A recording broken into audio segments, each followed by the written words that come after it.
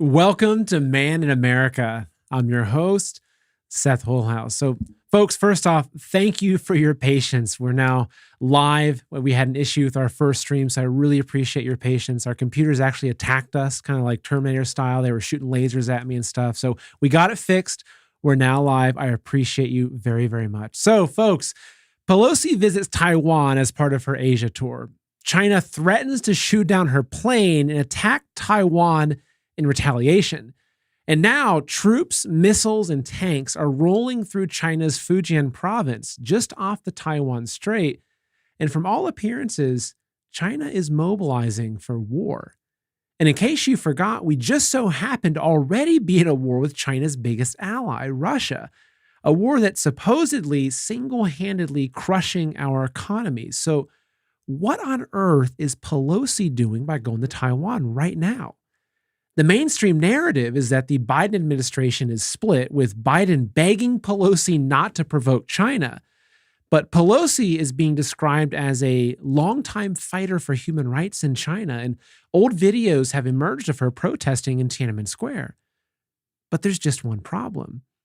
Because what no one's talking about is the fact that members of the US government and military have had intel for months that China was planning to attack Taiwan around August 1st. And even little old me, just a man in America, reported this information to you right here with Jeff Nyquist a couple of months ago.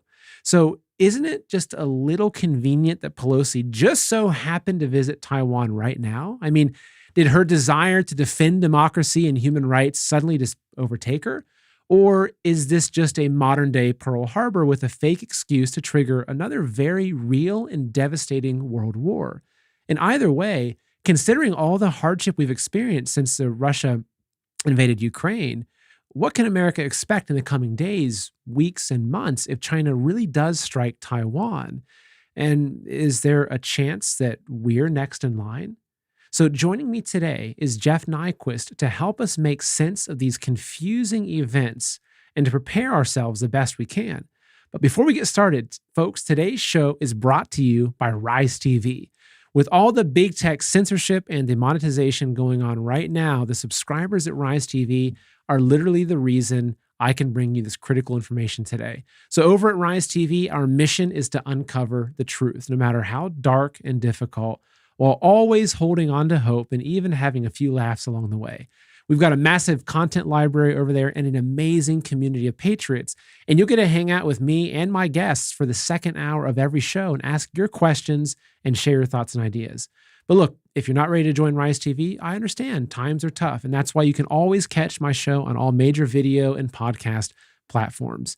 And look, folks, as long as there's breath in my lungs, I'll be bringing you this critical information for free, folks, because this is how I'm fighting the information war. But if you do want to support me and get exclusive Man in America content, the best way is to come and try out Rise TV. So there's a link for a free trial below, and you can also find in that same description links for my podcast and all the other platforms I'm on. So make sure you check those out. And folks, by now we all realize that we're in for a bumpy ride for the foreseeable future.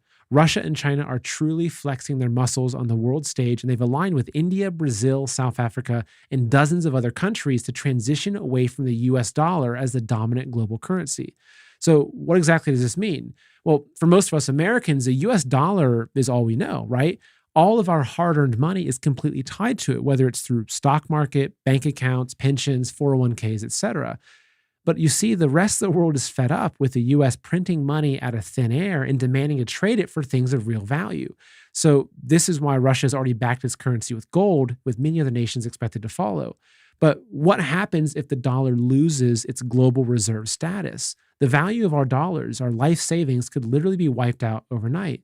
And look, I'm not a financial advisor, so please do your own research. But I believe that now more than ever, it's a good time to consider transferring at least some of your wealth into physical gold and silver, real world assets that have stood the test of time. And for this, I'm confident recommending Noble Gold. You can buy gold and silver directly, or you can also do an IRA transfer, which allows you to transfer your IRA into physical gold and silver with zero taxes or penalties. And most importantly, you can trust Noble Gold with your wealth. They've got an A+ rating with the Better Business Bureau and hundreds of positive reviews from folks like you that they've helped out. Now, look, I want to be really clear with you. You don't buy gold and silver to get rich. You do it to protect your wealth. But if things really get tough, history has left us with many stories of folks scooping up land and other valuable assets for a few gold coins. So now's the time, folks. If you want to learn more about this, open up a tab right now and go to goldwithseth.com, or you can call 877-646-5347. Again, it's 877-646-5347 to speak with someone right now. All right, folks, again, thank you for your patience and thank you for coming back on to the Men in America show to watch this. If you've been following my interviews with Jeff, look, Jeff is someone that I highly, highly respect. He is an author. He's been studying communism, especially what's happening with China and Russia and the Soviet Union. He's been studying for decades. He's written many books on this subject, and he is usually my go-to person for really understanding what's happening over there. And so I thought that I woke up this morning, I saw what was happening with Pelosi going over there, all the insanity, these crazy videos coming out of China, which I'm going to show you today. I called Jeff. I said, Jeff, you got to come on. We got to talk about what's happening right now because things are really heating up. So without further ado, let me go and bring on Jeff. Thank you so much, Jeff, for being on here with me today. And how are you doing today? I'm doing okay. It's a busy day. I'm sure that it is. So I want to go ahead and just start this and just play a handful of the videos that I saw when I woke up this morning all over the social media feeds. And just, I want to hear what your thoughts are, because for me, it just looks like a bunch of tanks and heavy equipment that's moving around, but I want to get your interpretation on what's happening. So let me go ahead and pull this up for you right here. Let's just go and start with this. So here, like it's, and for those of you that are listening, that we turned the audio off because you can't, there's just background noise, but what are we seeing in this video, Jeff? I'm not seeing the video. Oh, uh-oh. Do I have to hit the? Oh, there we go. Okay. Let's try again. You're seeing it now? Yeah. That's a train transporting armored personnel carriers. It looks like, or maybe tanks. It looks like it might be tanks and armored. It looks like they're tanks, but some of the armored personnel carriers look like tanks. Those are missiles. They look like intermediate range ballistic missiles being moved into position. They're transporting them on the highway.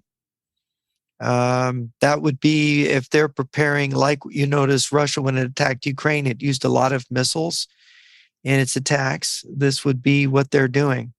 So this is positioning. I assume this feed is from Fujian. Yeah, these are from Fujian. Yep. And of course, that's the province opposite Taiwan. It's the eastern strategic direction. They have 5 basic strategic areas: north, south, actually, east, and west. There's Fujian province. Yeah, because if you look at China, because I saw these videos coming out, and all these videos were saying there's this massive mobilization happening in Fujian province. I pulled it up, and you can look at the relationship between Fujian and Taiwan right there. Yeah, that's in part of their eastern military direction, and that is where they would be massing for an invasion of Taiwan. Earlier, the information from May 14th was from Guangdong, the southern one, and what was interesting was they were mobilizing to prepare their role in a movement in the Taiwan direction. They said in that one. A couple of interesting things you won't hear in the news. That in the last couple of weeks, the Chinese have moved to core headquarters, oddly further away from Fujian, which nobody really noticed, which was very curious. Now, were they moving it to be out of bombing range? No, I don't think so. I think that they are positioning forces, and one of the movements was to the far southern coast, Hainan Island, and I think that they may be anti-ship missile units and military units that might be moving from that direction. Remember that Mr. Wang of Luda Media told me in June that they were going to blockade Taiwan, but their ultimate plan is to invade the first and second island chains in the Pacific. to advance across the Pacific. So, what I heard, I talked earlier today with Dr. Yimeng Yan, and she was telling me this deployment in opposite Taiwan is part of an accelerated buildup. They are continuing to turn the screws. The mobilization is increasing, and they are not going to go back from here. They're also doing a supply chain a growing supply chain hit on us, where they're cutting off things from us one at a time, making sure their own economy can adjust. And the big civilian lockdowns, they're accustoming their civilian population to less consumption, right? If you're locked in your apartment for months, you can't go out and shop. You're going to be given potatoes. You're not going to be able to buy ice cream anymore, right? So they're simplifying the life of their people. They're conserving the resources because they're getting ready for war. This is part of a larger war prep. And that's where our conversations have been thus far. And it's almost eerie to look back at the discussion that we had, where you told me that a lot of your sources were saying that Taiwan, it's looking like China would really take a strong move on Taiwan around August 1st, which is, I mean, that's right now. This is what we're seeing. So, what I would like to understand is, from your perspective, is this just posturing? 'Cause I remember I had you on before Russia invaded Ukraine, and that was when we were seeing a massive buildup of the Russian troops on the Ukrainian border. And I saw a lot of people online and whatnot. They're saying, "Oh, they're just posturing; it's all for show." And lo and behold, they invaded Ukraine. So, do you think that this is the early stages of a blockade of Taiwan and an invasion? And if so, then what's next? Where does this lead to? Yeah, they're mobilizing. They're using Taiwan. They're using Nancy Pelosi's visit to Taiwan as a pretext to, not just because in the Chinese concept, their mobilization is not just a military mobilization. They're mobilizing their entire economy. They're moving. See, Xi Jinping says the Chinese people are our Great Wall, right? Chinese people are our main defense. Of course, what he's really saying is the Chinese people are our cannon fodder. We're going to use them. We're going to make them suffer. They're going to carry the weight of this, and that is what they're basically doing now. They're going to be carrying the weight of this, so this is what we're seeing. Every time they mobilize, every time they get ready, they're not going to go back and demobilize. And I will note that now it's reported that Chinese Special Forces troops have now arrived in Ukraine at the front. Oh, so Chinese Special Forces They've are moved now Special in Forces Ukraine. troops. Yeah. So you see Russia and China are binding themselves together. And Dmitry Medvedev, for example, has made a very interesting statement. He's a former president. He's the vice head of their National Security Council, which is really their war council. And let me just go over some of the things he said, which are rather shocking.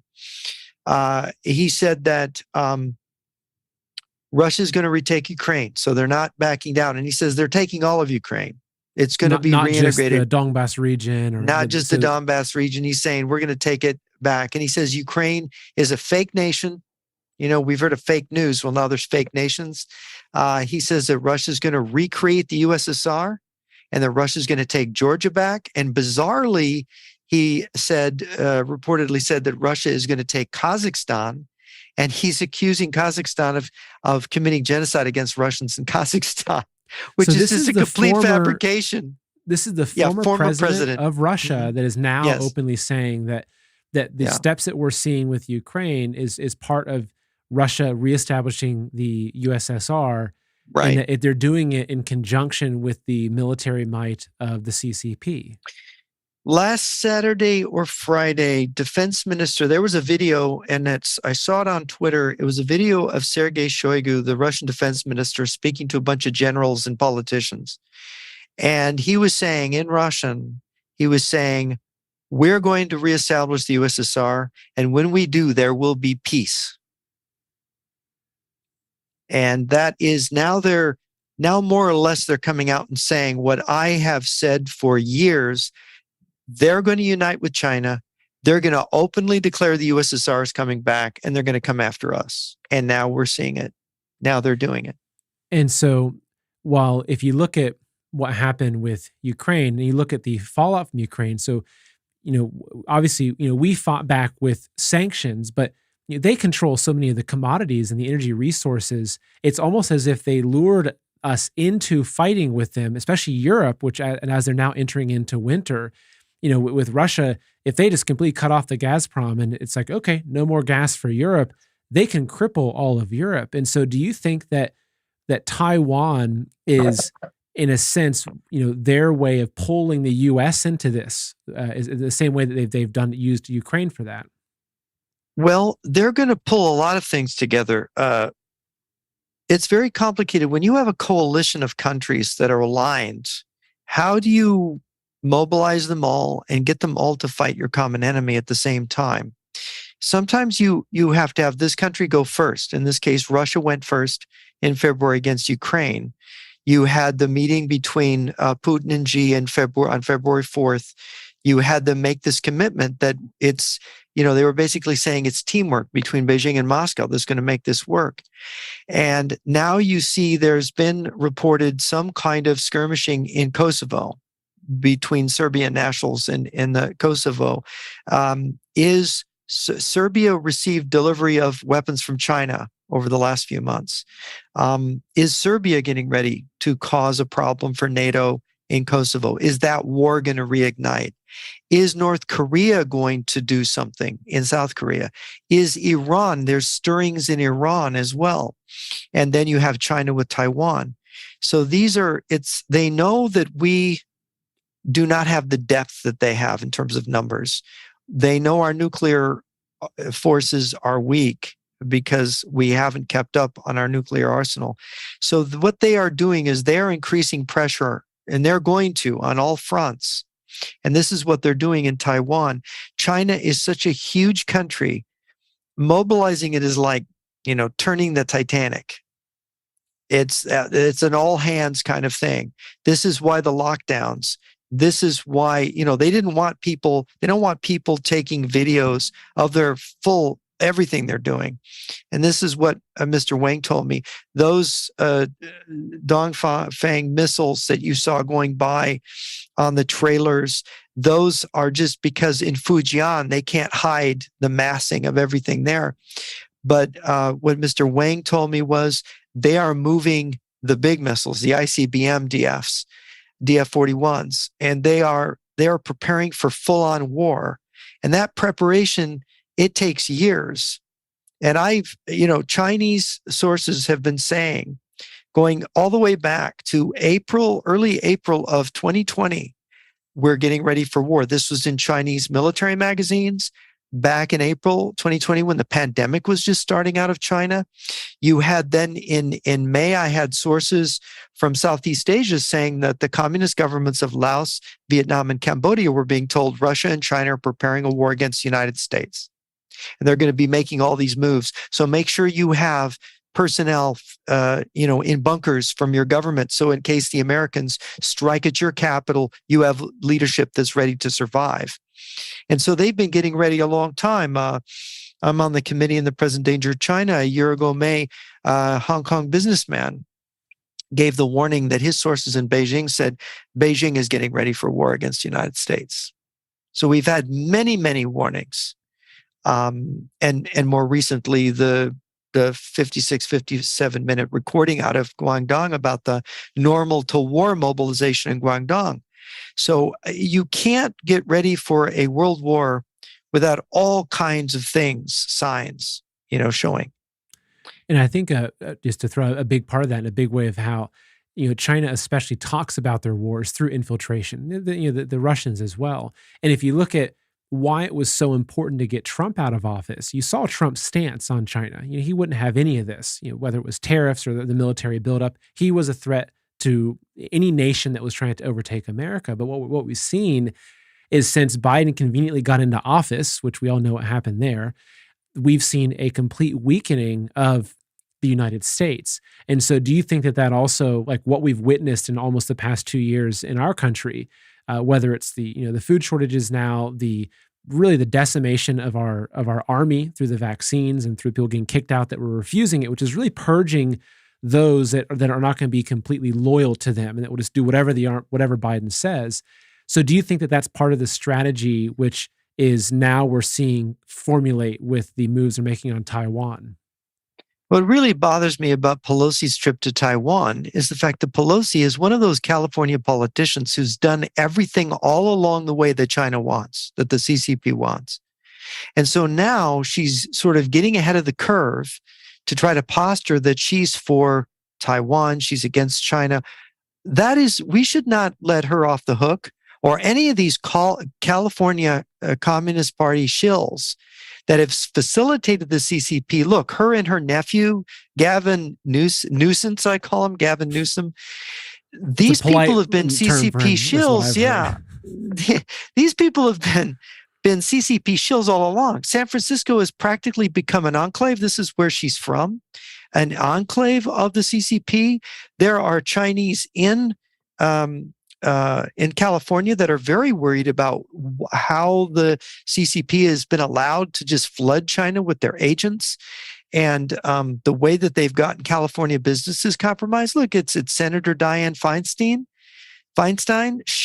Or look at her husband. Look at the business connections. This is not right. There need to be congressional investigations of Pelosi, of Feinstein, of Newsom. Even of Mitch McConnell with his wife, her entire family is deeply embedded with the CCP. The Chinese have worked just assiduously to go after our politicians, to compromise them, to get them involved in money deals and all kinds of things, and to get our business community involved. Look, they've had access to our capital markets. This is outrageous. And here they're mobilizing for war on us, and they've got all these people compromised. And what Nancy Pelosi going to Taiwan, she's really running for cover. She's grabbing this as a fig leaf to hide what she's done in the past to support the Communist Chinese agenda.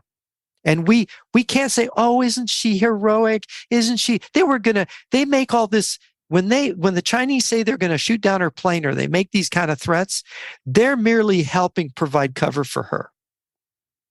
We just should not accept it.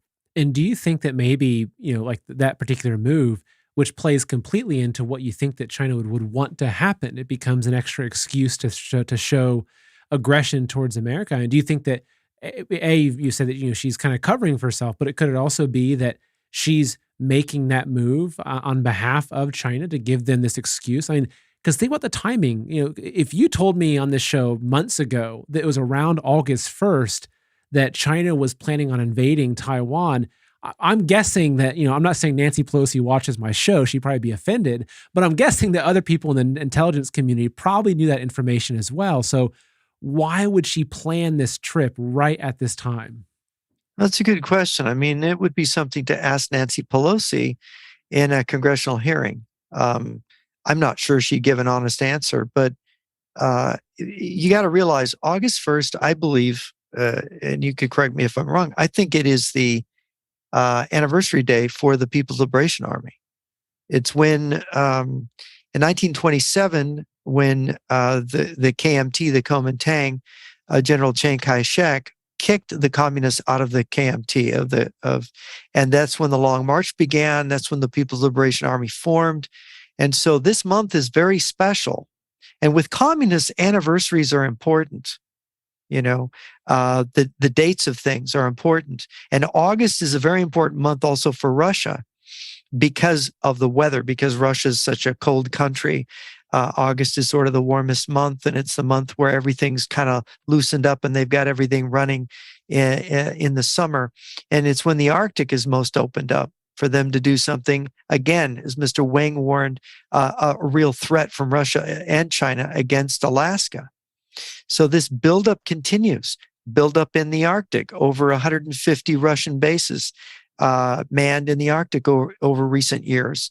We're not remanning our Cold War bases in the Arctic. The Canadians haven't. The DEW line's not back.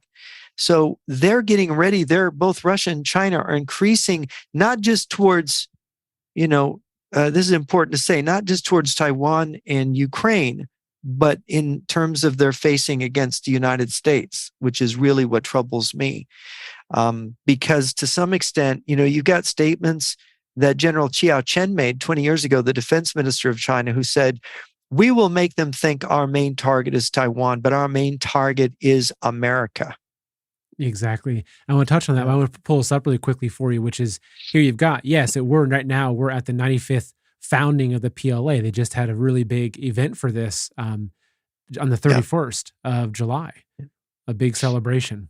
Right, right. And is this, I think that's this whole period here is the celebration, because this is when they began, they formed everything. They really formed, the Communist Party became its own state, forming its special state in the north in China in the mountains. And this was sort of the beginning of the People's Republic of China. And so they go back, this goes back to 1927. And of course, what occasioned that was Chiang. Originally, Stalin was supporting the China Republic and the KMT, and Chiang Kai-shek said, wait a minute, Stalin's evil. Communism is not going to work for us. And so he broke with him. And that's why the Chinese communists were expelled from the KMT. But this is, we're almost 100 years. You said it. Yeah, it's the 95th, 1927, 95th anniversary.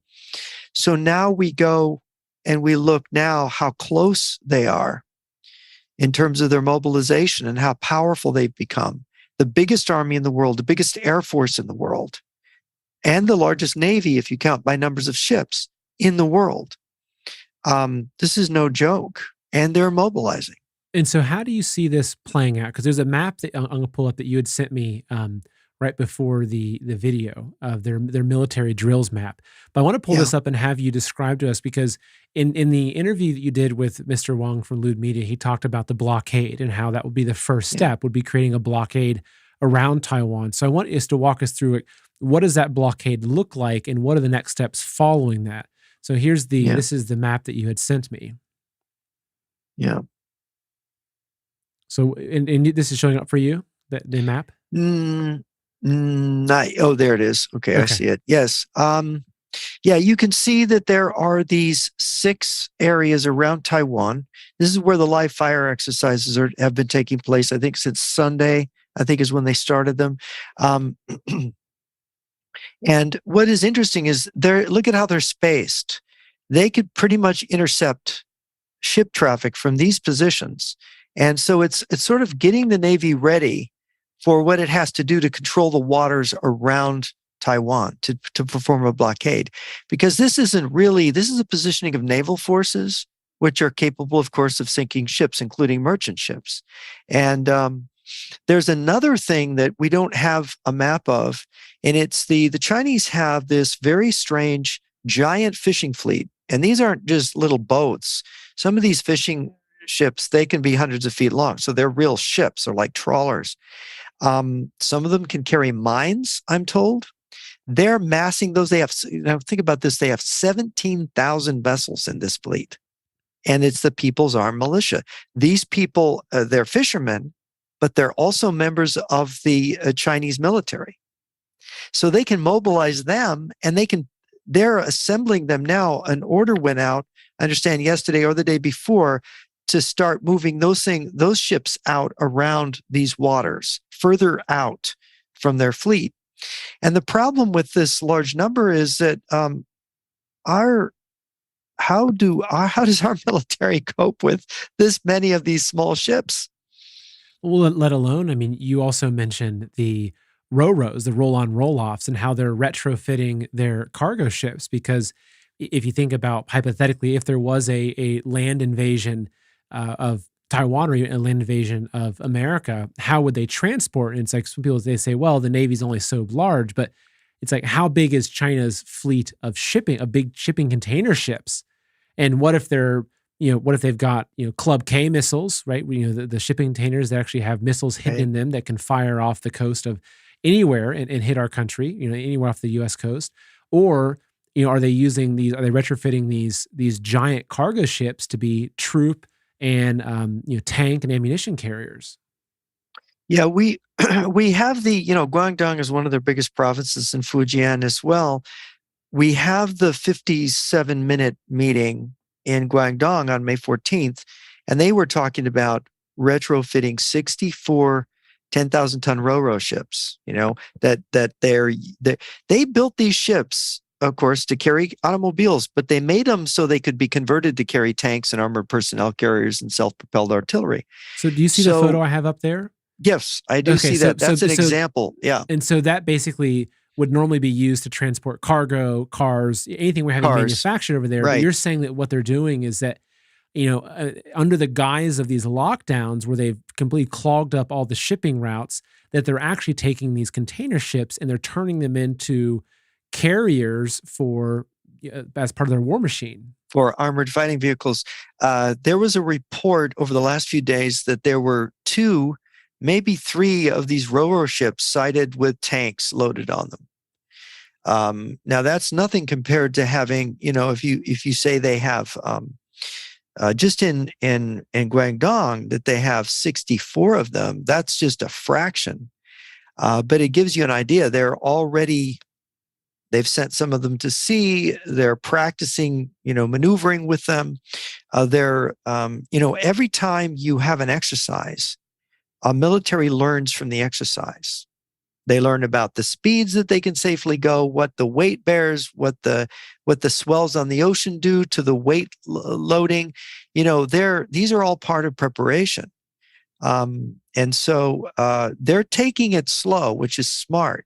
They're not just rushing things and ending up in trouble. They're building up very slowly, very carefully, and they're getting ready. And yeah. What are they getting ready for? I mean, are they going to actually invade Taiwan physically and land troops on there? And is there going to be warfare? I mean, does Taiwan have a decent sized army? Are they going to defend? Are they going to expect the U.S. to come in? Like what does that escalate to? What's that process look like? By some accounts, Taiwan has, 1.5 million reservists. It is a very heavily armed island.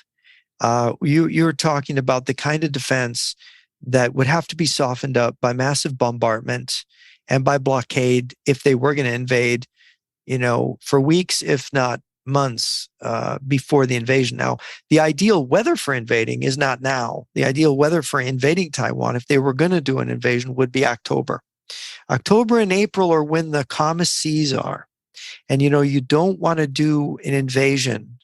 And then after the 3rd day of the invasion, when you're still pouring in reinforcements, to have high seas that you can't reinforce. That's how you end up losing badly in a battle. So they need that ideal weather to do an invasion if they're doing it.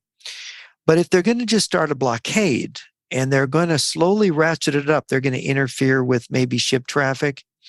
One of the things they've seen, and I got the report on last week, was they are building up their airfields opposite Taiwan to, bringing in the fuel, bringing in the ordnance that they would load the planes with.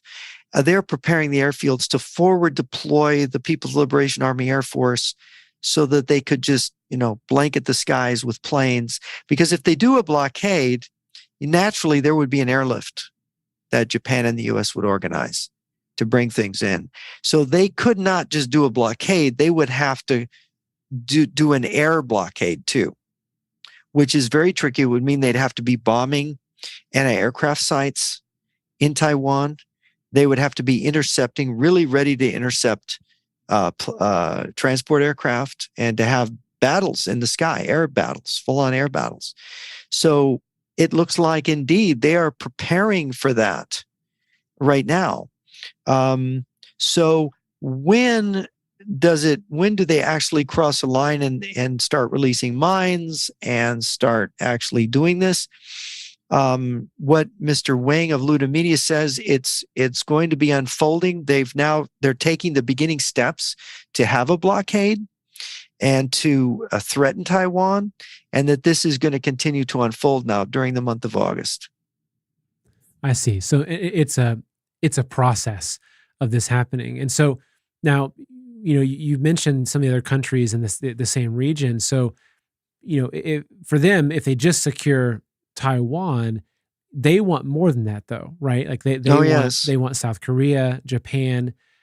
So after, let's just say they do secure Taiwan, and I mean, my guess is that Taiwan wouldn't really stand a chance up against if it was Taiwan versus China in a military conflict.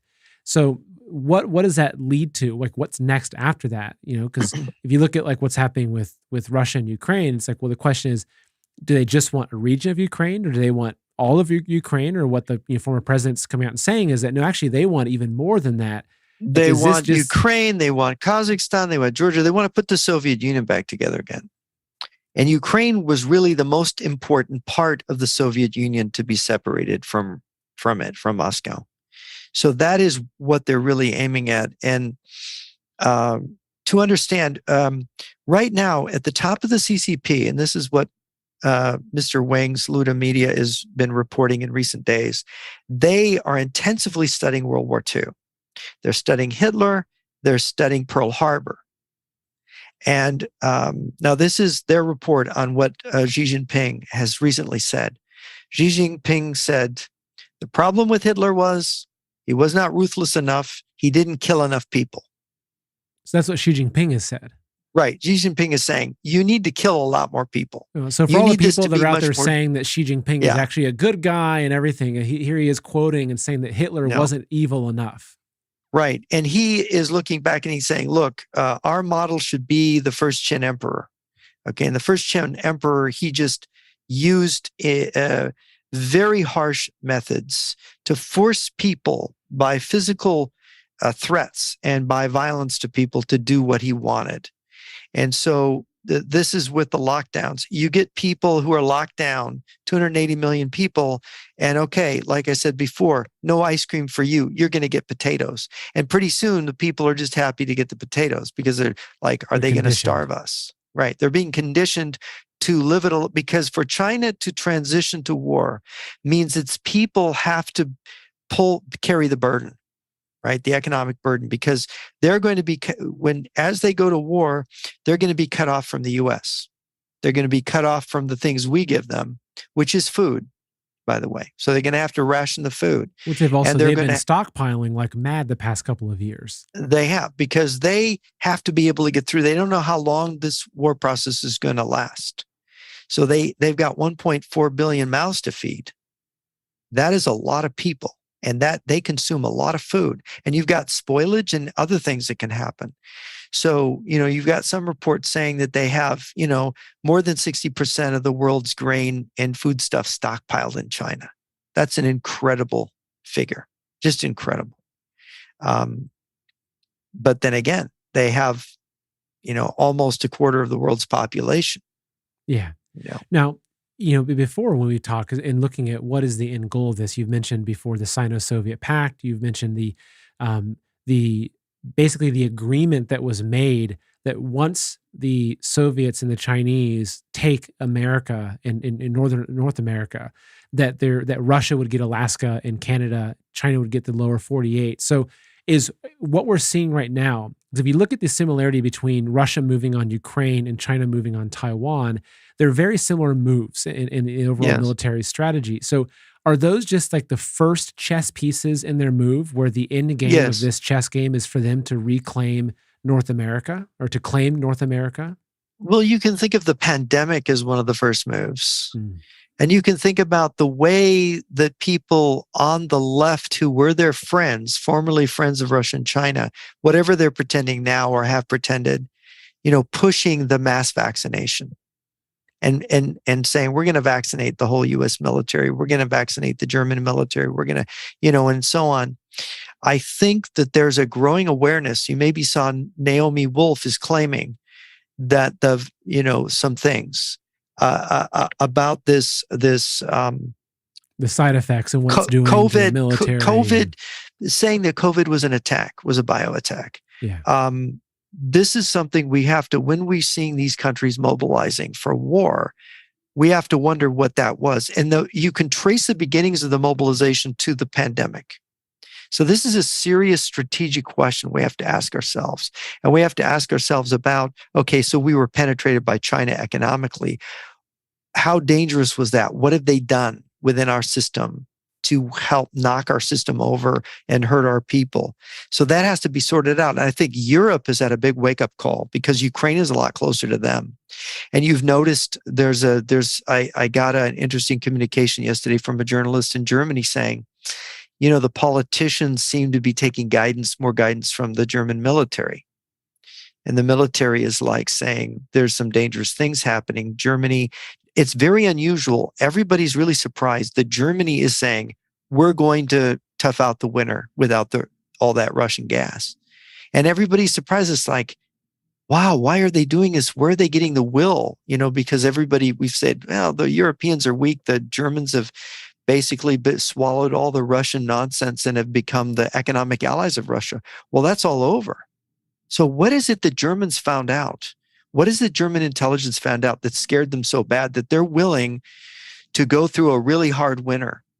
Because what they're doing in Germany is they're saying, all right, you don't have enough gas to heat your home. We're going to have places where people can go to be warm, where families can go together. I mean, it's amazing to watch this. I mean, the West is waking up to the fact that there's this threat. And so I'm somewhat pleased to see that we're not giving in, and we're willing to stand up. And what's really scary is the Russians and Chinese are doubling down. Yeah. And you mentioned, and this is towards the tail end of our last interview, which I think was a really, really important point, that, this is when, there's a nuclear scare happening. We had, Russian officials coming out talking about this. We had a lot of posturing, even, say New York City doing the nuclear bomb threat, here's what happens. And that was frightening. But you made a really good point in really highlighting that, even if China got through these next steps of this war, they got through the, securing the seas in that region, and even say that they made landfall on continental U.S., that us just really hunkering down and resisting, as even though Americans have gotten fat, happy, and stupid in a lot of ways, right? We've become distracted by bread and circuses and sports, and not everyone, of course, but by and large, our nation's really kind of fallen asleep at the wheel. That's changing, and we're waking up, and there's a resurgence of patriotism and prepping and resilience and everything that's happening. But you really highlighted the really important fact that if the American people can really pull together and hunker down to withstand this, that we can actually be the force that helps to really eliminate the CCP by just holding them off long enough, because we know they're in a very weakened state. And part of the reason that's driving these acts of war is desperation, because their country's on the verge of collapsing. Yeah, and they did it themselves. This COVID thing, the pandemic hurt them. There was a rebound effect on them.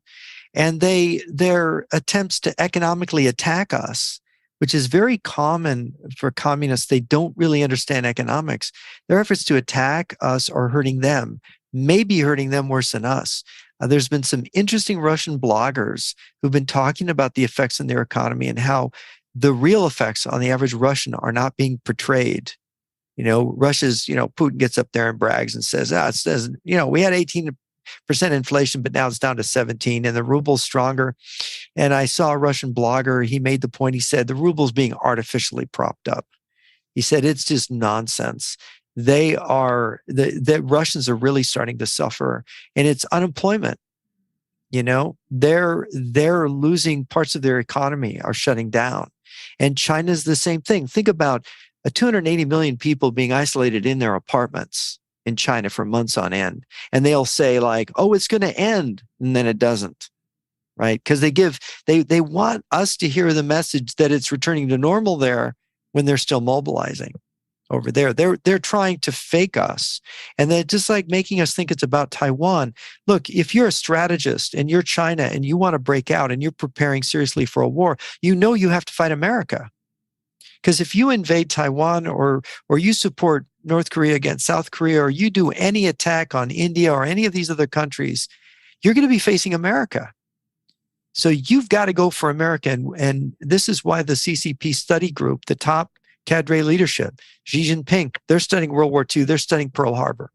And they're saying, the Japanese made a mistake. The Germans made a mistake. They didn't kill enough Americans. They weren't ruthless enough. Their surprise attack wasn't big enough.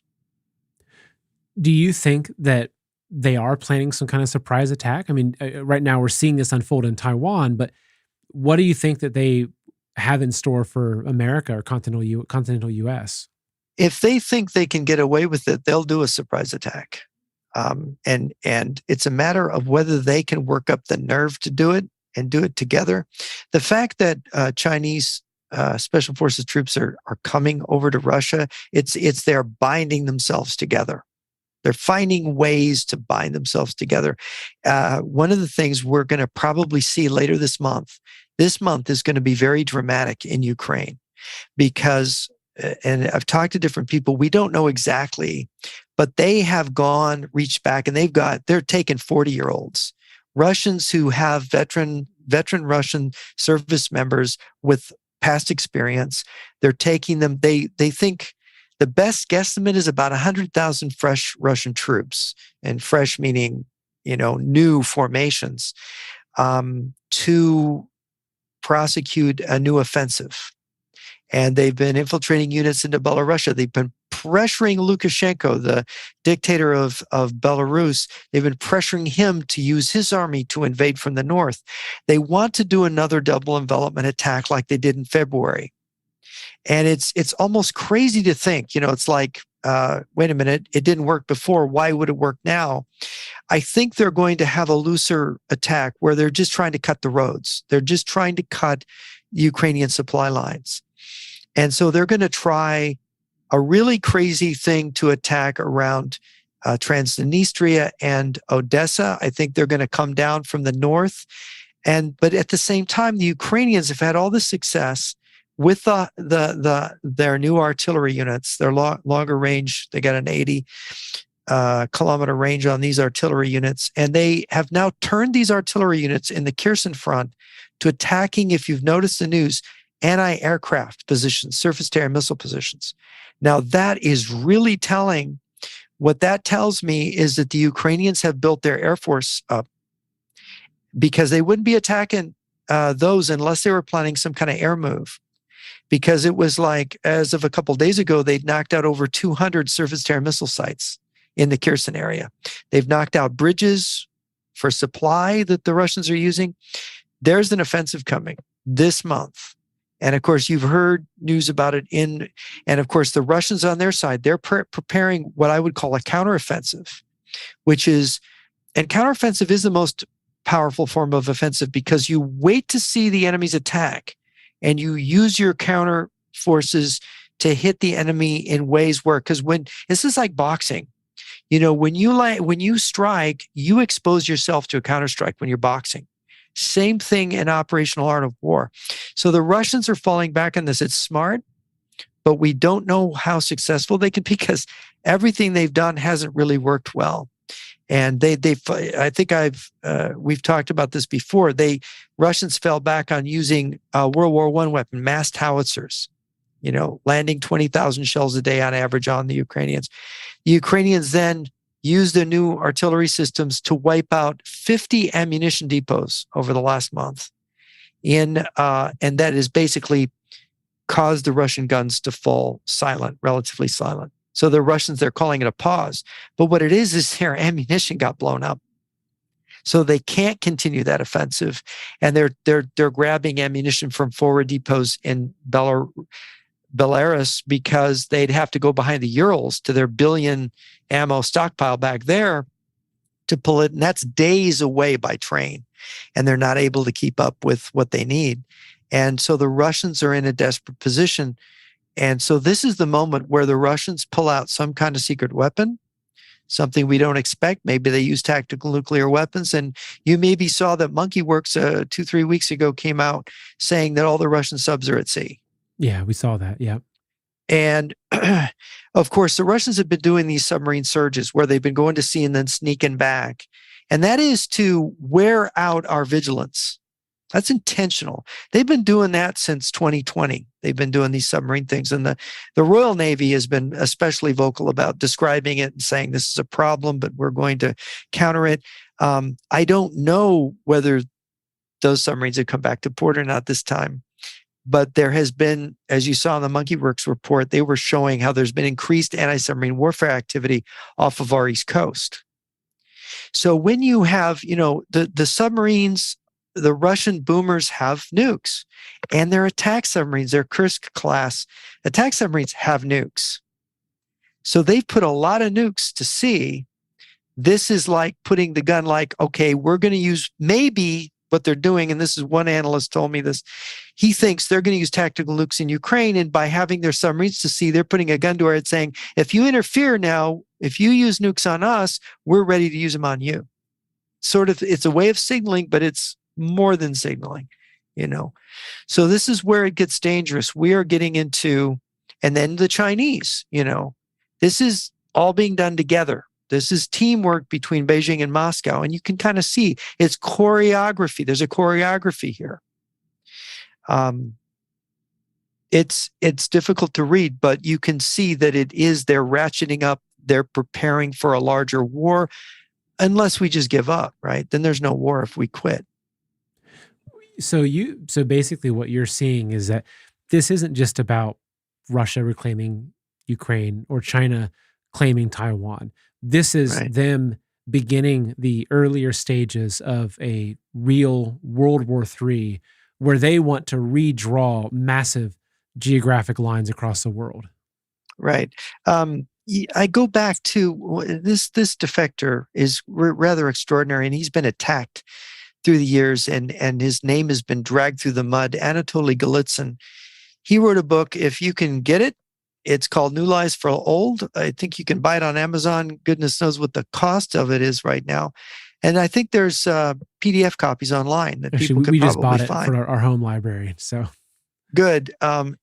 You might think it's a very dry book, but you need to really try to read it over and over again, because what Golitsyn did, he was a defector. He was part of the reorganization of the KGB in the late 50s. They were reorganizing it under General Alexander Shelepin for a long-range deception strategy, which Golitsyn said involved the faking the collapse, the fake liberalization of the Soviet Union to put the West to sleep, to even get rid of the Warsaw Pact. He makes 140 falsifiable predictions in his 1984 book, saying the Berlin Wall is going to come down, the Communist Party is going to give up power in the Soviet Union, and it was within, in less than a decade, almost 94% of his predictions had come true. But he had additional predictions in there about China and Russia getting together at the end of this deception process and forming this, what he called one clenched fist, to come after and have the military balance shift and come after us. And he even wrote in his book, Perestroika Deception, he published a memorandum he wrote to the CIA about a nuclear Pearl Harbor against the West. He had this memo saying, they're going to do a nuclear Pearl Harbor on you. This is what the end game is in this particular memorandum. And that's in his book, The Perestroika Deception, that was published, I think, in 95. And that you could probably find that online too. But it's extraordinary, because Golitsyn, again, he's not just 94% right. More of his predictions keep coming true, the ones that were further out in the future. And he's been attacked over and over again by our liberal media as being, there was a book called Cold Warrior by Thomas Mangold. And Thomas Mangold says in the book that Golitsyn was he was paranoid schizophrenic. I mean, that's a pretty big hit on somebody to say that they're crazy. Well, if he's paranoid schizophrenic, then we need more of it, because he was right. He had the magic. And speaking as someone who was educated as a political scientist, it's very rare that political science prognostication turns out to be true.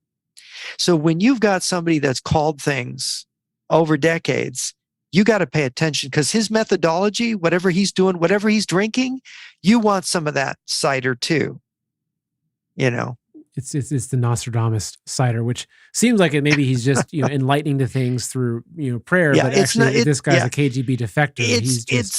He's an analyst. See, Golitsyn, not only, it isn't just Golitsyn, because he defected with this knowledge, but he defected and he got taken under the wing of James Angleton, who was the head of the counterintelligence staff, which was for 20 years the brain of the CIA.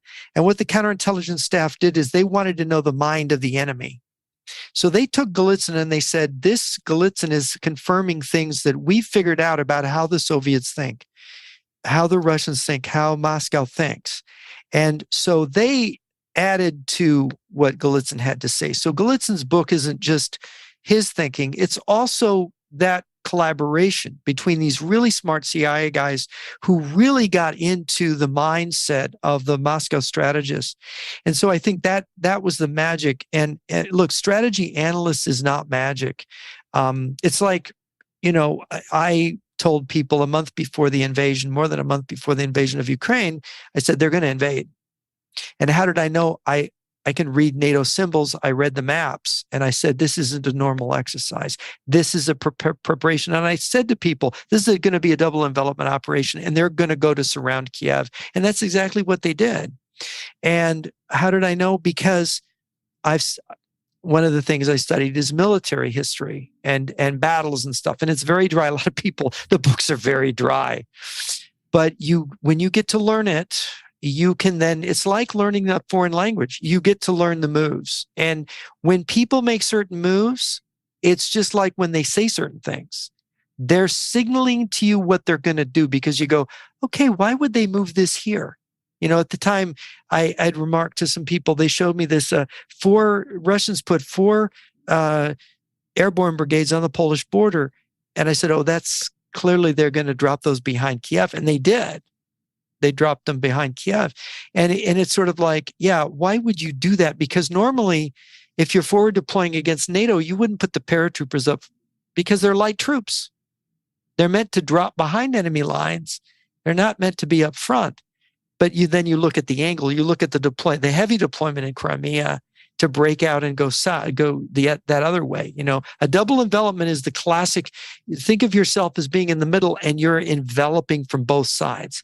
That is the most dangerous, potentially effective way to win a battle. So if you can do that, you're going to have a decisive win.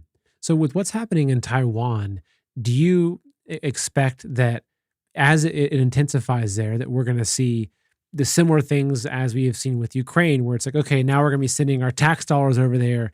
Or do you think that it will heighten to the fact that maybe we start militarily stepping in? Which, I mean, is that what China and Russia want, for us to step in militarily, which then kind of sets the pretext for a full-blown war? Well, they might very well want that. They might want us to forward deploy in a way that is going to allow them to destroy a lot of our forces forward. Because maybe they want to be able to use intermediate range nuclear weapons on our forces. I don't know. I'm just, thinking imaginatively about what the enemy is thinking. I think you got to remember they always use diversion. In some sense, they really do want to put the Soviet Union together. But in a way, this attack against Ukraine has really sucked up a lot of attention.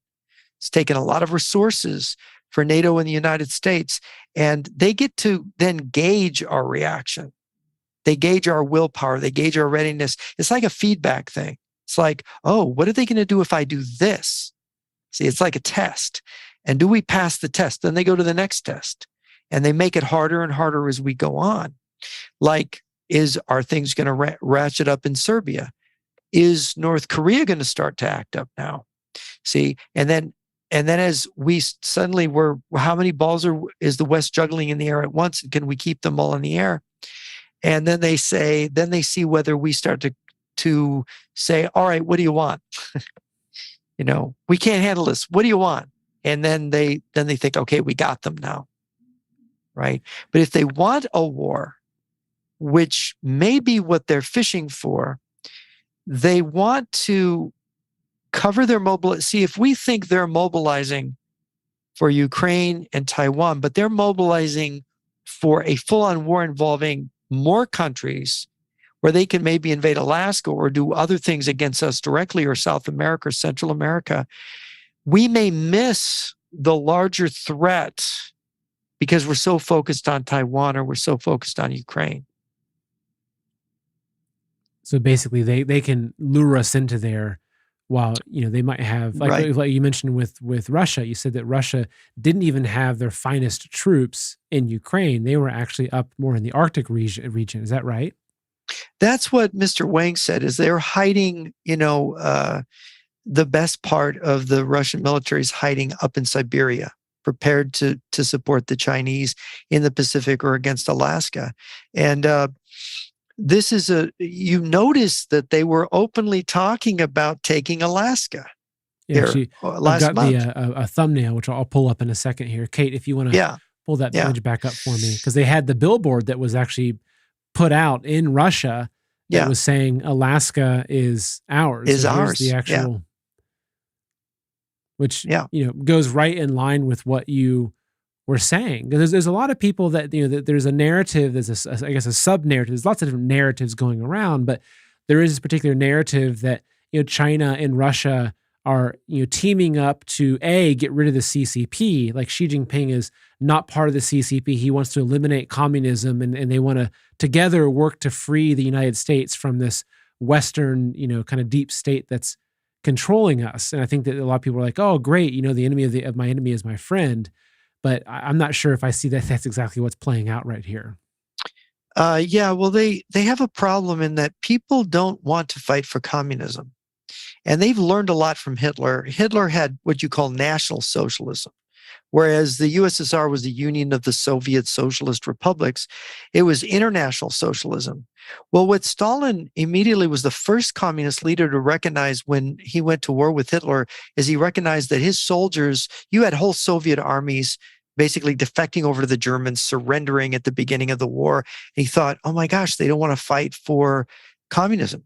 So he called it the Great Patriotic War. He reopened the churches. Stalin did this. The big communists who, wiped out all kinds of anti-communists. He opened the churches again. He called it. He asked them to fight for Mother Russia. The Rodina. That's the Russian word for motherland.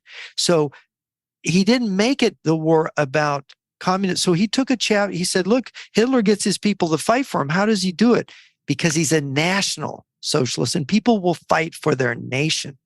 So you'll notice several years ago when Russian propaganda, the war propaganda started, when they annexed Crimea and they started the war in Donbass in 2014, you had this big nationalist, militarized propaganda starting out in Russia. You had the same thing. The Chinese communists were using Greater Han nationalism, Chinese nationalism. It's like, I remember people were saying, well, why are they doing this? And it's like, this is the first indication they're thinking about a war.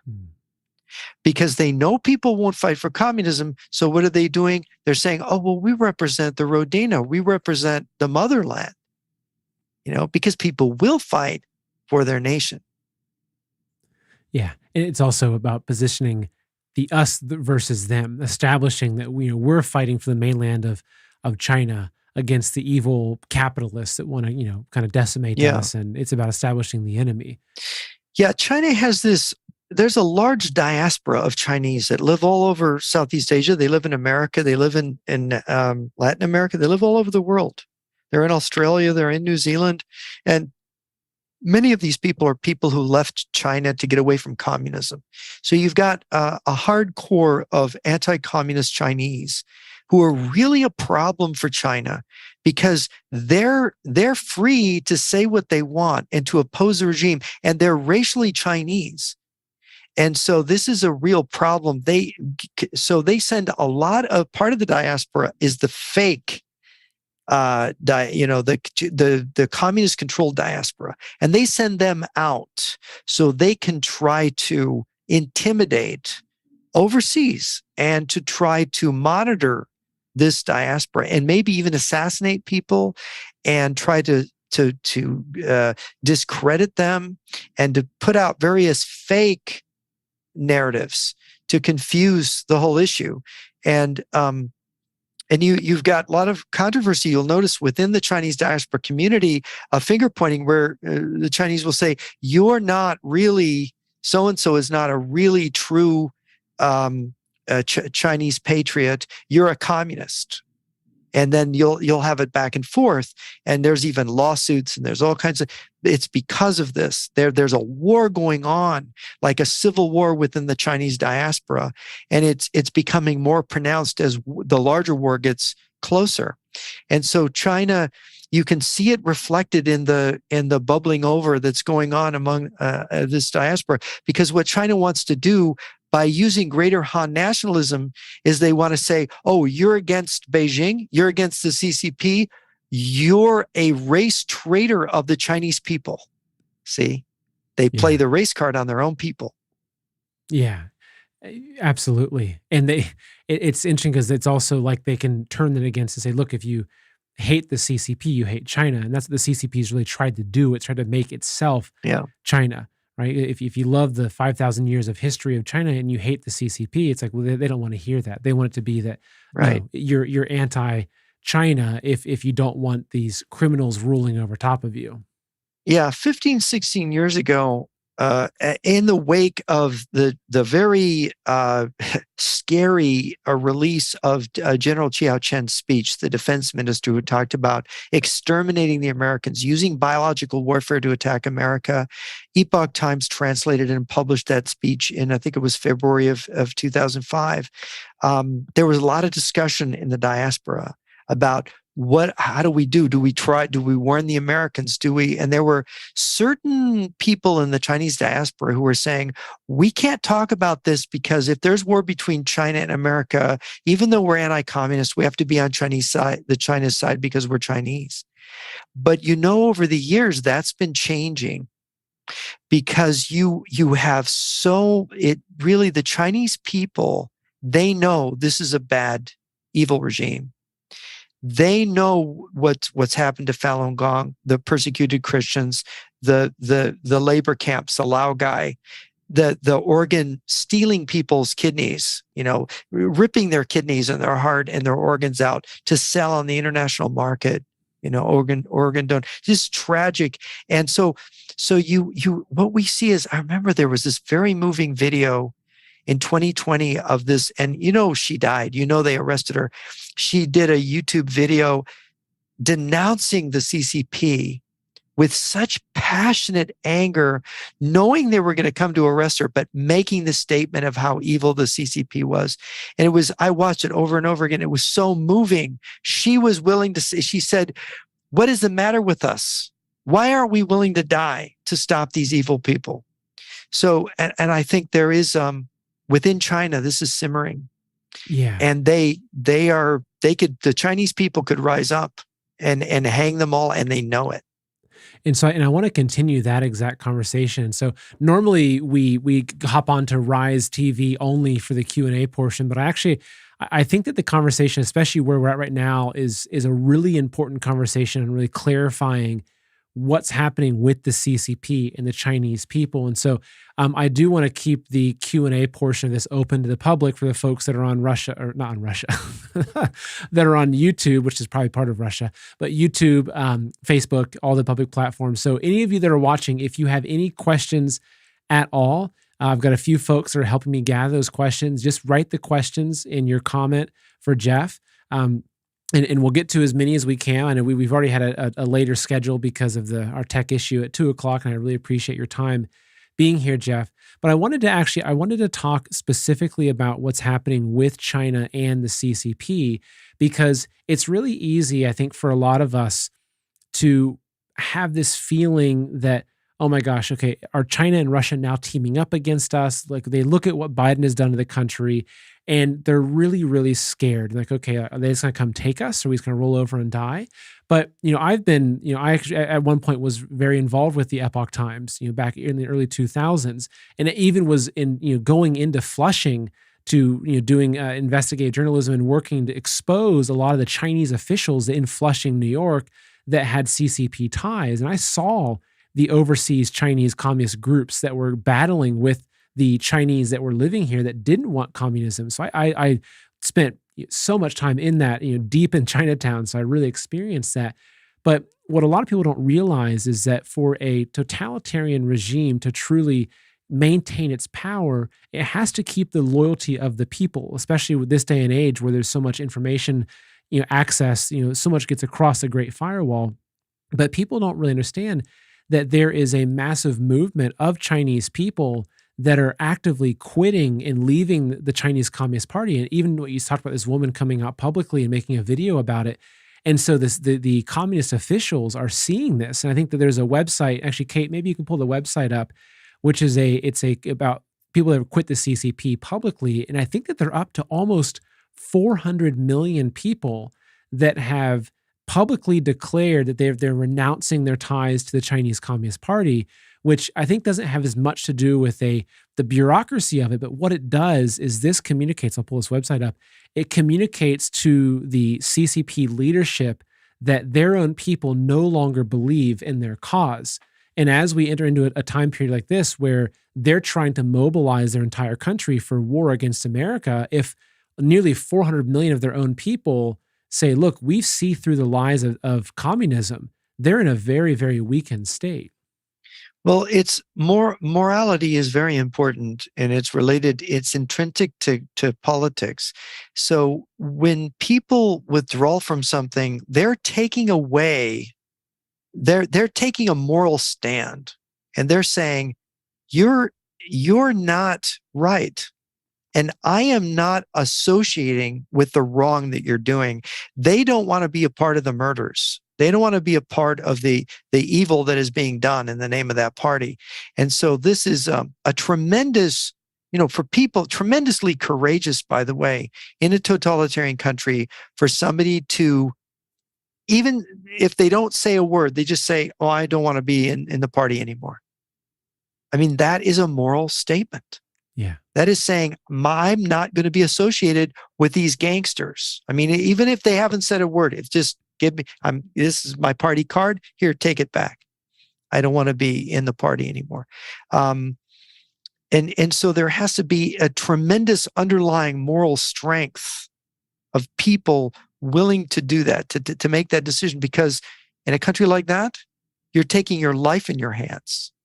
You're certainly hurting yourself economically, because you're going to be the first to be shorted on food. You're not going to get a nice apartment. You're not going to have a very nice job, because that's going to be reserved to the people who are ultra loyal to the party. Yeah, and actually, and Kate, maybe if you could bring up the 9 Commentaries book, because I know that a lot of this. So the editorial board of the Epoch Times published a book called the 9 Commentaries, which was Zhou Ping was the Chinese translation of it, and this is a book that people were literally bringing suitcases, smuggling suitcases of this book into China. They're setting up home printing factories of these books to distribute in China.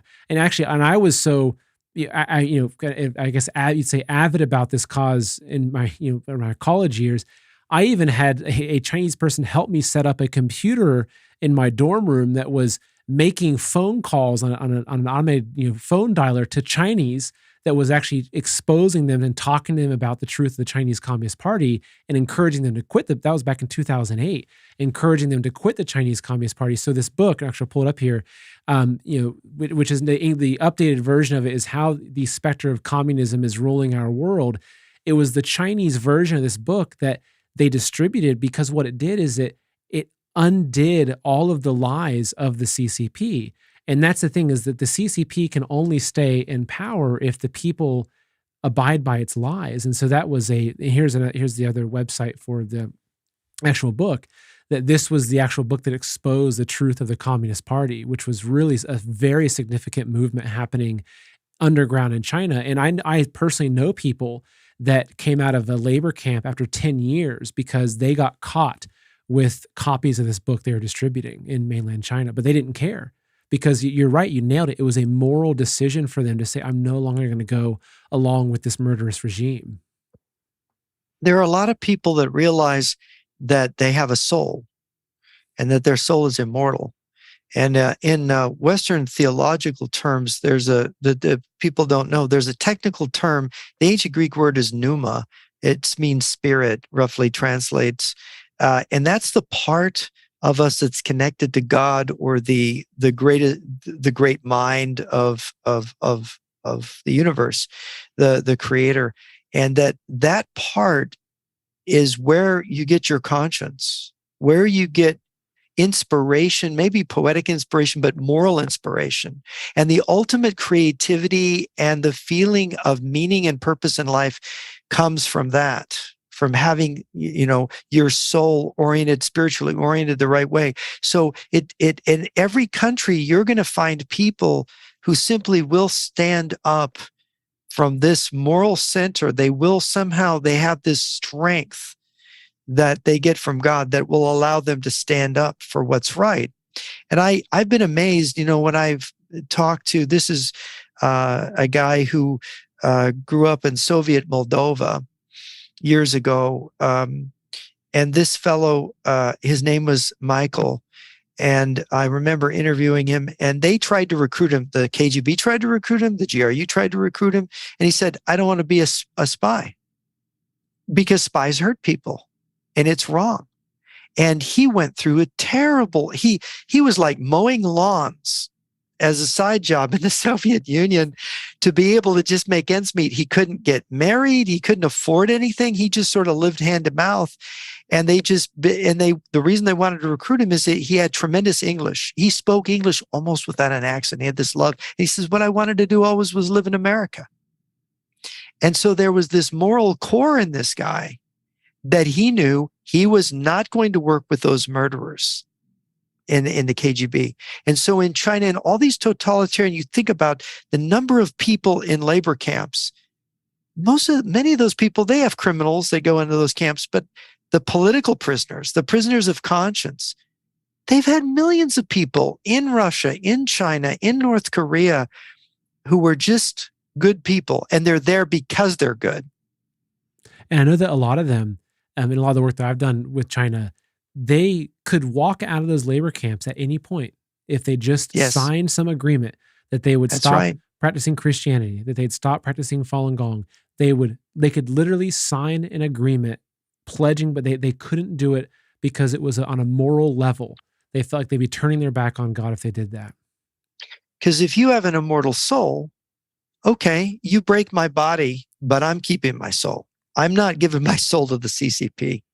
And that is real courage. And that is what comes out, what can come out of these very negative regimes is a core of purified people.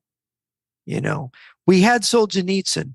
We had certain people come out, out of the former Soviet Union who were enormously courageous. Vladimir Bukovsky, what a tiger. The only reason he didn't die in the Gulag, and he would spend his whole youth in labor camps and in psychiatric prisoners as a psychiatric prisoner against his will. He briefly got out. He found a Western journalist in Moscow, and he got him to point a camera at him, and he denounced the whole system. He says, I'm going back to prison. It got out to the West, and they said, no, we want him. And they thought, oh gosh, they know about him in the West. We got to kick him out. So they kicked him out. I think he went to Switzerland at first. But I mean, imagine the courage. You're going to be tortured in prison. He spent huge amounts of time in solitary confinement, that would make a normal person crazy. And they used drugs on him to try to destroy his mind. And he withstood all that. It's incredible. I mean, imagine it. Yeah, it is incredible. I met a guy, I'll share one quick story, and then I've got a good question lined up. But I met a guy, and this was actually originally, a lot of people that watch my show know that I do focus a lot on China, because I do believe that, especially as we're seeing now, that the CCP is the enemy of humankind. And back in college in the early 2000s, I met a Chinese guy that was one of the nicest guys possible that had come out of out of China. He's a Chinese guy. He had a full ride, I think PhD level scholarship to Ohio State University for engineering or something. He was brilliant. He was one of the top of his class at, I think, Tangshan, I forget which university, one of the major universities of China. And he was just the nicest guy ever, but he had this little bit of this sorrow to him. I remember talking to him when I say, what happened? And he had spent, I think it was 6 years in a labor camp in China. And it was because he was a Falun Gong practitioner. And so they would strap him, they'd take a bed, like an old bed frame, to put up against the wall, tie him up almost like it was a crucifix, and just shock his body with cattle prods for hours and hours on end. And part of what he did is he worked in forced labor camps. And so he could literally walk into a Walmart and point out the exact products, whether it was Homer Simpson slippers or Christmas bulbs. He could point out the exact products that he was making in these labor camps in China. He was tortured if he didn't make these products. And the frightening thing, which kind of changed my eating habits for most of my adult life, is that, how we have the pistachio nuts that are cracked open. Right. Well, the Chinese call those happy nuts because it's like a little smile that the pistachio makes when it's half cracked. So what's happening, you'd have an American grower grow pistachio nuts. They were shipping these nuts over to China where this guy, his name was William, he was cracking nuts for about 16 to 18 hours a day. That he just had to crack the nuts, and they get shipped back over to the United States. So us Americans get our pre-cracked nuts so that they can help us out. And his hands were bloodied from this process. And he said that even because he was working in a small room with these benches, they had about, I think it was only a couple square meters, and they were packed. They had a workbench that they had slept on. It was their workbench during the day. There was a piss bucket in the corner. And that some of the inmates, if they had the hard to crack nuts, they'd soak them in their urine bucket. That way the nuts were easier to crack because they had to crack every single bucket. And those are then coming back to the United States. And I remember I met that guy, and that changed the course of my life. And it was that time it said, you know what? I need to do whatever I do. I have to dedicate myself to really exposing what's happening under communist regimes in this world. Yeah, I forced myself to read a lot of stories of prisoners in Russia and in China, and to recommend one, Harry Wu, who wrote Bitter Winds. He was in 19 years in the Laogai. And he was, I believe he was, as I remember, he was a Christian, Chinese Christian. I think his father was a banker, so he had everything going against him. He was arrested in college as a university student. And I interviewed him in 1999. And it was quite an experience because there was something in him, in his soul, in his character that was made out of iron. He was direct. He was strong inwardly. And when I asked him, what do you think about the leaders of the CCP? He said, they're murderers. Very direct. Yeah. Yeah. Well, hopefully we see an end to this soon. that's hopefully. I do believe God is on our side. So I've got a question here from Court Rhineland over on Rise TV. And before I jump in, Jeff, I know we're already kind of shifted the time. Do you have a little more time for questions? It's already 4:23. Sure. Okay. Yeah. So Court says, what would China have to gain from a military move versus the general attrition and reliance on China that's now working unabated? In other words, their dupe of the West and the weakening of the West is still working. So why now? Well, that's a good question that people keep asking. This Hong Kong businessman a year ago, May, who said they're preparing for war now. He said it was things that Trump did when he was president, dislocated things in their economy. Their banking system's a house of cards, so they could see that they were going to go into a depression or severe recession, that they would destabilize them politically. So rather than facing that, which could spell the end of their system, they decided that they were going to turn it into, they were going to say, all right, our economy is going to be constricted. Let's go to war anyway. There's some other people that think that it has to do with the grand solar minimum, that the climate is going to be getting colder. They have the largest extent of ice in the Arctic this summer than has been for many years.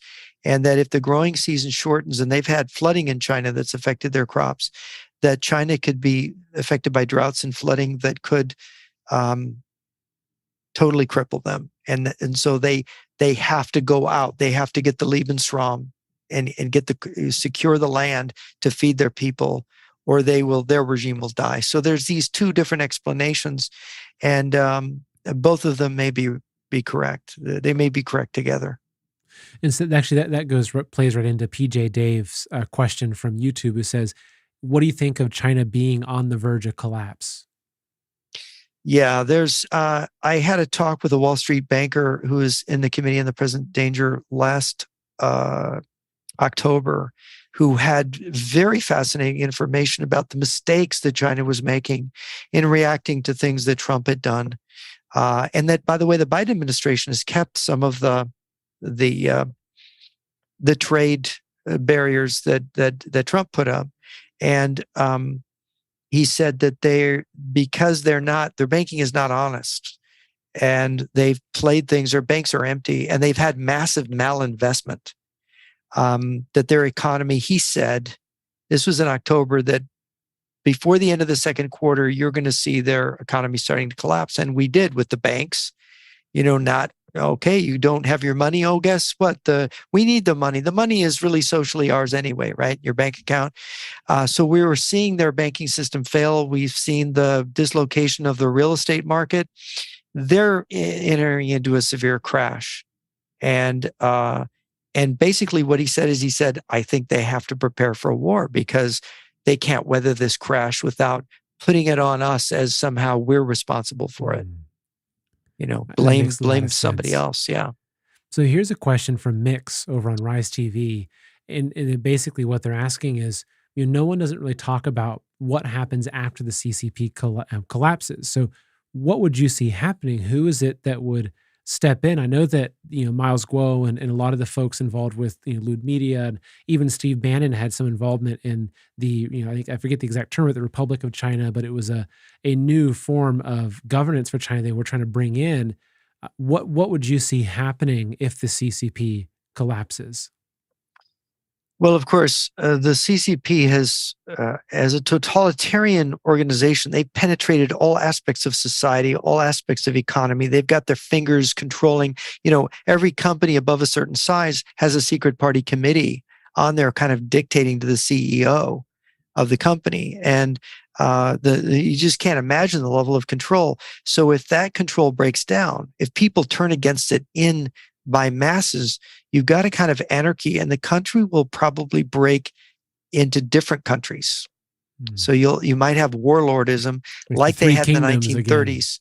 Right, 3 kingdoms or several kingdoms, the Warring States period, because China is a complicated place. And so we don't know how that could happen because we've never seen a communist. The Soviet breakup was the closest thing we've seen. The changes, but those changes were prepared in advance by the communists, and they maintained control of a lot of things underneath the surface. And it's been a low-key kind of battle, like in Ukraine, which kind of flared up in 2014 between the Soviet structures and the people wanting to create something new and organic. In China, a social explosion with the food problems and the economic problems. I mean, the violence could be incredible in a renewed Chinese civil war. And it's almost impossible to say what the country would look like after that. It's almost like imagining what America would look like. I mean, you could say, well, maybe Texas would secede, and you'd have, California would be, who knows what California would do, become, China again, or for the first time. Yeah. Well, America is so similar to the way it's structured to what happened in Spain in the 1930s that you can almost make a kind of you could use Spain as an analogy and make certain predictions that you could say this is probably what will happen. The right would probably win if there wasn't foreign intervention. And there would be a war of columns. In other words, neighborhoods would arm themselves and stuff. But I think that's less and less likely to be because people on the left are waking up and they're saying, wait a minute, we're Americans. We need to be America. Somebody's attacking us. So when you have people on the left who are saying, wait a minute, something wrong with Biden. There's something wrong with these policies. China's our enemy. Russia's our enemy. Right. So except for the really strong ideological Marxist types, you're seeing a shift. Yeah. And their position is eroding away. So we'll see if we get to the fall in the election. We'll see what happens. But my sense is there's a big shift happening here. That actually leads into a question from Debs on Rise TV, which actually is really good. She says, are we heading towards a war that the USA can win? Will Biden act against China, or will he cave in? Biden's a weak leader, so you're going to look more towards people like Admiral Richard and Todd Walters and other generals who really have been ahead of the game, have known what the danger was, have said, look, Todd Walters, U.S. Air Force General, Commander in NATO, saying that Russia and China are together and we have to treat them like they're one power, and making really smart statements about strategies that could be used. So we've got some good strategists that can come to the fore. We're not without, and they've made some smart moves. We're coming from behind the curve. The Chinese are actually giving us a lot of time to get our act together. And like this fellow in Germany was saying, it's almost like the military and police in Germany are sort of dictating to the politicians and saying, you've been wrong. Your relationship with Germany, with Russia has been wrong. We need to secure the future of the German people against what Putin wants to do. Because one of the things that Medvedev and others are saying is we're restoring the original borders of the Rodina, of the motherland. We're restoring the USSR. And that really has horrific implications, because they say not only to restore it, but then to go beyond it. Yeah, and which is significant. It's a significant threat. Yeah. Also, I just want to give a quick reminder to those that are watching. So normally this Q&A portion would only be on Rise TV. I felt like this is such an important discussion to have publicly. But if you want to support what we're doing, the best way is to subscribe to Rise TV. You can check out, there's a free trial in the link below. There's in the video, the description. You can find a free trial down there. And so I encourage you to come check it out, because really that's what allows us to do this, right? Because YouTube, trust me, YouTube is not paying me to have these discussions on their channel. So, and Jeff, I really do appreciate you being here with this. This is such an important conversation to have right now. So I've got here's a question from YouTube. And also it's a reminder that for those of you that are watching on YouTube or Facebook, please at least try to come watch on Rumble next time, because I'd rather not have to rely on reaching you through YouTube or Facebook, because they're controlled by the CCP. I mean, they're censoring, people like me. A lot of people, they're trying to get the truth out to you. So at least try to come watch on Rumble. So on YouTube, we've got Stark, who says, Jeff, do you think it could be a plan to have a war we lose intentionally, with Biden surrendering the country with no military resistance? I don't think, you see, the president of the United States has something called the Secret Service, and they carry guns, and they're around him at all times, and they're pretty patriotic, right? So you can't, the number of people who have these communist sympathies, and I went to graduate school, I knew some of them. Some of them are going to wake up and go, no, maybe what I believe is not right. And you've got the ones that are compromised, that are hardcore, but that's a minority. So what are you going to do? You're going to be an outright traitor in front of everybody, where everybody's going to look at you and go, what? Who? What? Wait a minute. This is what, no, it won't work. See, because you have to trick people, into giving up, because you see what's happening in Ukraine. They won't be tricked. They've stood up, and Germany's standing up. I mean, look at what they're willing to accept, the suffering they're willing to engage, because they know this is their future. This is their children's future. So if you get these people, if they go too far, the traitors, the fifth column and we have a fifth column here. There is no doubt. There's communist fronts. Can you explain to the people that are watching what a fifth column is? It comes from the war, from the Roman Civil War. And it's like you have the four columns, that make up, that are in an army. But the fifth column is the one that's inside the enemy, the one that's going to open the gates of the city and let the enemy come in. And so we've had for a long time a Communist Party in this country. There's also the Revolutionary Communist Party, which is a CCP connected party. You've got Black Lives Matter, with two trained Marxist leaders who've admitted on YouTube. You can watch the videos. I'm not making this up. We're Marxists. We're trained, and there's all these CCP connections. And you've got Antifa. These are communist groups. And then you've got members of Congress, and the go-to guy on this is Trevor Loudon. Trevor has his own key wiki, where he shows all the politicians and their connections to the communists that are in the Congress. He wrote in a book about Congress. He wrote in a book about Obama and Obama's communist backgrounds. And you're reading this and you're just shocked.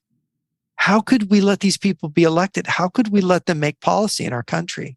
And they pretend to be middle of the road, and they fool a lot of people. But see, it's like ever since 1991, all the communists in the world stopped calling themselves communists all at once. It was almost like they all got the same memo. All right, now you don't say you're a communist anymore. You say you're a social democrat, or you say you're a liberal, but you don't say you're a communist. So, and that goes for the Russians and the people in Eastern Europe that were in those Soviet structures, and the Chinese. And you had people like even former President Clinton saying, "Oh, the Chinese leaders, they're not really communists. They're really capitalists."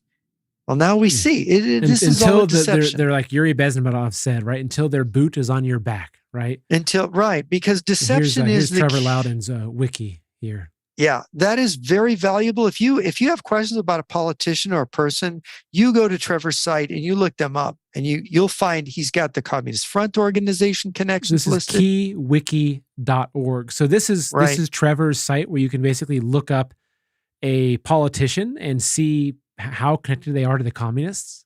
Mm-hmm. Yeah. Oh man. And you'd be shocked. I'm scared to type in Joe Biden.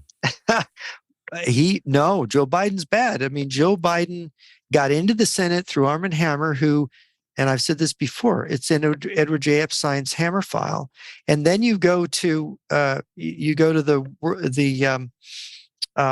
the Council for a Livable World, which is a communist front founded by communists that supported him. And he says wonderful things about them, right? So it's not innocent when you have communist friends who are helping you. Why would they be helping you? That's the question that people have to ask. And then why are you helping them? And then you're getting money through your son. He's got what in his taxes? Joe Biden has how many million he can't account for? Was it $2 million he couldn't account for in his own personal income? That's all we know about. I don't know where this money came from. I can't remember. Right. So we got a real problem here. And they've gotten away with it so blatantly because Obama put Marxist radicals in the Justice Department, so they won't prosecute their own. Oh, which we're seeing that now. Or in Soros, all the control they have over the district attorneys and everything. So we have a serious fifth column problem here, and it's related to the communists, and it's really related to the communist Chinese through our economy got the really bigger toehold than the Russians ever got. The Russians were pretty deep in our system, a lot of compromise there, but man, the Chinese really did a number on us. Yeah, and their control over Wall Street. Because I interviewed General Robert Spalding recently, and he was telling me how he went to numerous organizations to try to point out, like, the CCP is coming after us. Please read this book called Unrestricted Warfare. And, he was met with just, closed doors, and no one wanted to hear it. Even people that was their job to understand the threat of China, they didn't want to hear it at a certain point. And he realized that even these big conservative think tanks that should have been were still being controlled by the CCP. But actually, that leads me to a question from Chicken Coop Lady, who asks, how much of our government is compromised? Well, like you were just saying, look, politicians and think tanks and political groups are funded by corporations that then get into deals with China, and the Chinese threaten them. Oh, you're supporting this politician or this. We don't want him saying this. And then we got to cut off your money if you don't, and it's like, so you've got, what you would think is a famous conservative organization, and suddenly they're mum about China, or the Republican Party or the Democratic Party. This is how the control works, how they get to do this. So it's hard to quantify how bad it is, but you can kind of observe it. And, like I said about Nancy Pelosi going to Taiwan, she's covering her tracks by doing this, by making this very big publicity. And the Chinese are helping her by threatening to shoot down her plane. They're making her into an anti-China CCP hero, and she's not, right? This is fake. It's Scott Monson, literally just the question popped up, who said, during this communist global takeover attempt happening right now, do you think that Pelosi is trying to defect and escape prosecution? Well, it's right now, it's in terms of public perception. They're always playing the war of the information war of winning people over to them. And it's like, they realize they're vulnerable. Look, Joe Biden and his son are vulnerable. Nancy Pelosi, Gavin Newsom is vulnerable. All of these, especially the California politicians, are very vulnerable on China. And so they've got to now be vocal and do this posturing, even though all the pension funds for the California state employees have been vested into China. Yeah. Right. And it's like, oh, who in Sacramento was guilty of doing that? So you have this thing where we have to disinvest, and all those people that push that investment, and it's politicians and it's university presidents, that universities pension funds and more, and it's like there has to be an accounting. And when people finally say, oh no, we know there's going to be an accounting. This is why Nancy Pelosi's running to get this publicity, because then later she can say, well, yeah, I made these mistakes, but now I realize it and I'm standing up to them. Forgive me, right? That's up to people whether they forgive these politicians. Personally, no, your job was to be a leader, which means you're not the first to follow. You're leading, and you're leading in the right direction, and you were leading in the wrong direction. And just because you run back and you see what's happening, you're going to go save your bacon. No, you're not. I want a leader who 10 years before these problems are warning us about China. I don't want somebody who's getting on the boat late and then having this big grandstanding and this big dramatic thing they're doing. It's like it's total phony baloney. It's just grandstanding. No, absolutely. It's just interesting because these same people that are trying to destroy democracy in America, pack the Supreme Court, take away our guns, et cetera, are now up in arms to protect democracy in places like Taiwan and Ukraine. See, they did the same thing. They knew Russia. They were signaled, I believe, and I've said this before, they were signaled by the Russians in advance that, you're going to want to get ahead of the curve. The Russians were very polite. They warned their friends in America and said, you got to posture against us or you're going to get caught up in what we're going to do, because they were going to push on Ukraine. They knew they might need to take Ukraine back. So these people got ahead of the curve. On China, they didn't quite get the warning that early. But they're all running to do it. The same thing they did, denouncing Russia. These people were helping Russia. The Democratic Party, their leaders, Obama, Hillary Clinton as Secretary of State, they gave billions to build Russia's Silicon Valley. They helped them with the Uranium One deal. They were helping them with tech transfers. Look, the Clintons were helping China with tech transfers when Bill Clinton was president. And you had the head of Judicial Watch, Larry Klayman, told me years ago, he said, I had testimony from Chinese businessmen that they were delivering, hundreds of thousands, if not millions of dollars to the White House, and Hillary Clinton was taking the money, and it was from the CCP. And this is what Larry Klayman has claimed for years when he was head of Judicial Watch. So this didn't just start yesterday, and for them to run and say, after they did all this damage and they built up China, no, they need to be held accountable for what they've done in the past. And the American public can't be believing their new act. Yeah, well, I would love to see a Nuremberg type trial, against communism that ends up with people being taken down to Gitmo. So I've got one. It's 4:44, which I really appreciate this. Do you have time for one more question? Sure. Okay. Sure. So this is from Metal Avenger over on Rise TV, who says, speaking of California and the American public, California has just declared a state of emergency because of monkeypox. What are your thoughts on this? And how does this, it is interesting timing that monkeypox is now emerging. I haven't followed it too closely. I understand some people are saying that this might be a new bioweapon. I believe it's sexually transmitted. So as long as you are behaving correctly, you should not worry about it. In California, of course, they like that other kind of behavior. So maybe they're more worried about it spreading there. I don't think it's that lethal yet. Do you know what the lethality of it is? It doesn't seem to be yet. Yeah, I agree. Yeah, it's just very uncomfortable and nasty. But I don't know. One of the things the Chinese sources have said is that they have a hemorrhagic fever weapon. And what I'm told is it doesn't really work all that well because their viral weapons are not as good. The Chinese viral weapons are not as good as they may be hoped. And maybe what they did is they tested them on Gulag prisoners who didn't have very good vitamin D or zinc. So they maybe looked better as weapons than when they're used against Americans who have a better diet.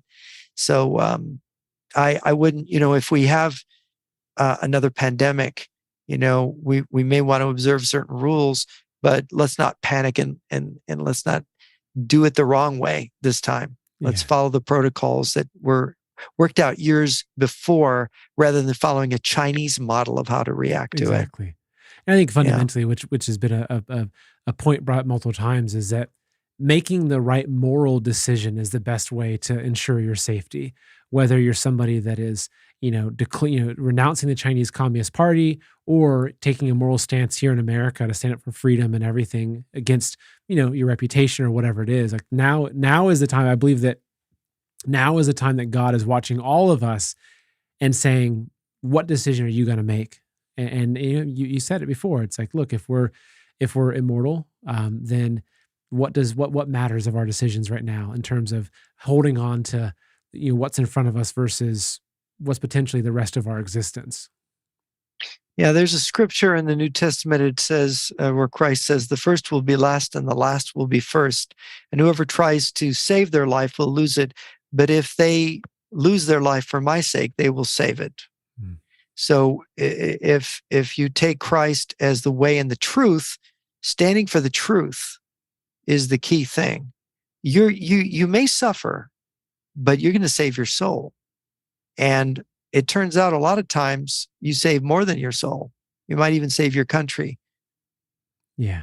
Important message. So Jeff, thank you so much. Actually, before you go, Kate, can you bring up Jeff's blog? I want to show people Jeff's blog and encourage everyone that's watching here to please visit your blog, which is jrnyquist.blog. Let me pull it up for you and this is where I've found a wealth of information here. Some of your different articles, and you published different things here. And just, the wisdom that has come out through this interview comes out tenfold, I feel, in your writings, where you have time to really detail in and you can pull out quotes and everything. So I just want to encourage people to go make sure you subscribe. Do you have a newsletter people can subscribe to, or how can No, people... it's just the blog, jrnyquist.blog, and I try to do everything there. And, I do have a PayPal button for those who want to help support me. And where's that PayPal button at? Because that's really important. It's usually at the bottom below the article or below the video. It's right down there. Oh, okay. And that's how people can support my work, and that's what keeps me going. Okay. So yeah, and I really want to encourage people that if you can, if you have the opportunity, Jeff is doing some really, really important work. So if you want to support him, here's how you do it. And also buying his book, right? So yeah, The Fool and His Enemy. I've got a new book coming out later this month, by the way. Really? What's it called? It's called The Lies We Believe In. And that's going to be coming out on Amazon later this month. And of course, on Amazon, you can buy The Fool and His Enemy. And I usually put a little link at the bottom of my articles to that too. So it is a short read, and it kind of gives you a lot of detail. I like to footnote everything so people can then find other readings and they can check out what I'm saying I'm not just inventing stuff.